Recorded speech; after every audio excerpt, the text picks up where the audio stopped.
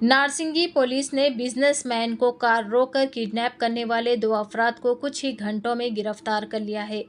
तफसीलात के मुताबिक कल रात गंडीपेट मंडल हैदरशाकोट के रहने वाले मल्लम शीशु वर्धन रेड्डी की बीवी 37 साला मल्लम ने डायल 100 पर फ़ोन करके शिकायत दर्ज करवाई थी कि उनके शौहर मल्लम शीशु वर्धन रेड्डी को नारसिंगी रोटरी 2 के पास नामालूम अफराद ने गाड़ी रोककर किडनैप कर लिया है।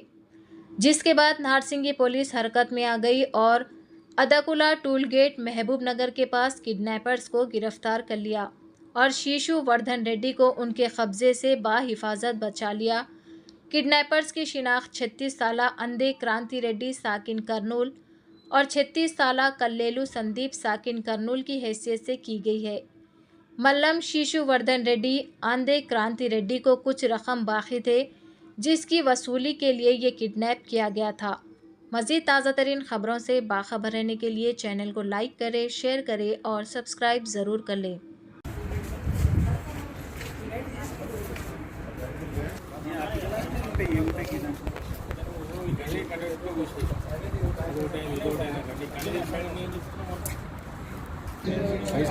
రక్తం ఉంది నువ్వు అది చేయబెడుతున్నావు తమ్ముడు ఎంత రక్తమైనా మొత్తం మరి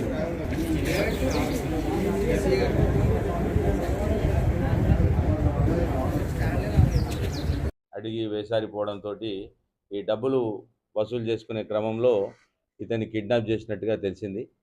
తర్వాత వాళ్ళని ఇమీడియట్గా మార్నింగ్ టైమ్స్లో మనం మళ్ళీ బ్యాక్ నార్సింగి పోలీస్ స్టేషన్కి తీసుకొచ్చి ఇక్కడ విచారణ చేస్తే వీళ్ళు ఎలక్ట్రానిక్స్ అండ్ గోల్డ్ ఫీల్డ్లో ఉన్నారు. ఫస్ట్ మాకు ఏసీలు సార్ 44,000 రూపీస్ ఏసీ మాకు ఆన్లైన్లో చెక్ చేస్తూ ఉంటే 35,000కు సప్లై చేస్తామని అన్నారు. ఒక ఏసీ సప్లై చేయడం జరిగింది. ఆ ఏసీలో పెట్టుకున్న తర్వాత 10,000 లాభం వచ్చింది కదా అని చెప్పేసి ఒక 4 ఏసీలు మళ్ళీ కొన్నాను. ఆ 4 ఏసీలకు కూడా 10,000 అంటే ఒక 40,000 లాభం వచ్చింది. ఆ రకంగా ఏసీల బిజినెస్లో ఇతనితో పాటు నేను అసోసియేట్ అయ్యాను సార్. తర్వాత కొంత ఆ కర్నూలు, నందికోట ఏరియాలో సప్లై చేయడంతో బాగానే లాభాలు వచ్చాయి.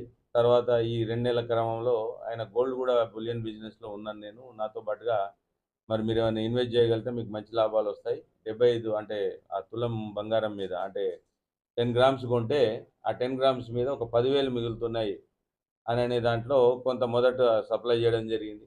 ఫస్ట్లో ఒక 40 గ్రాములు, దాంట్లో ఒక 40,000 మిగలడం, మళ్ళీ దాన్ని ఒక 100 గ్రాములు, తర్వాత ఆఖరికి ఏ స్టేజ్కి వెళ్ళారంటే 2,600 అంటే కిలో 2 కిలోలు కొనే స్థాయికి వీళ్ళను తీసుకెళ్ళి ల్యూర్ చేయడం ద్వారా వీళ్ళు ఆ డబ్బులు పెట్టడం, దాంట్లో ఆ లాభాలు తర్వాత చైన్ బిజినెస్ టైప్లో ఉండడం ద్వారా ఆగిపోయాయి. ఆ డబ్బులు వసూలు చేసుకునే క్రమంలో మాకు డబ్బులు కోర్టుకు వెళ్తే కానీ, పోలీస్ స్టేషన్కి వెళ్తే కానీ మేము ఇది చట్టబద్ధమైనటువంటి వ్యాపారం కాదు కాబట్టి మేము అందులో వసూలు చేసుకోలేమని చెప్పేసి మాకు వీళ్ళని ఎట్టి పరిస్థితుల్లో కిడ్నాప్ చేసి డబ్బులు వసూలు చేసుకున్న తర్వాతనే వీళ్ళని వదిలేద్దామని డిసైడ్ చేసుకొని తీసుకొని వెళ్ళిపోయాము అని చెప్పడం జరిగింది.